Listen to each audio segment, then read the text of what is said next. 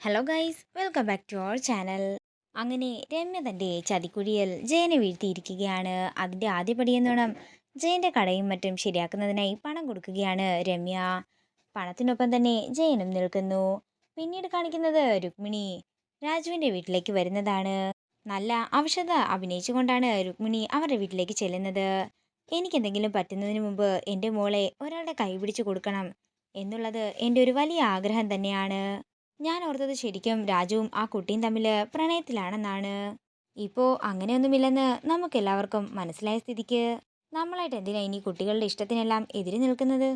നമുക്ക് ഇവരുടെ ബന്ധവുമായിട്ട് മുന്നോട്ട് പോയിക്കൂടെ എന്ന് രുക്മിണി ചോദിക്കുമ്പോൾ ഒന്നും മിണ്ടാതെ നിൽക്കുകയാണ് വേണുവും രാധമ്മയും. പിന്നീട് കാണിക്കുന്നത് ഋതികയുടെ വീടാണ്.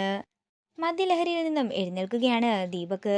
എനിക്ക് ആഹാരം ദിവ്യ തന്നെ വിളമ്പി തരട്ടെ എന്ന് ദീപക് മനസ്സിൽ പറയുന്നു.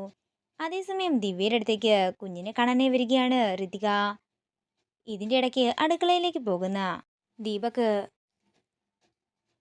ദിവ്യ അടുക്കളയിലേക്ക് വന്ന് ആഹാരം ചൂടാക്കാൻ ഒരുങ്ങുമ്പോൾ എർത്തടിക്കുന്ന രീതിയിൽ വയറെല്ലാം സെറ്റ് ചെയ്ത് വെക്കുകയാണ്.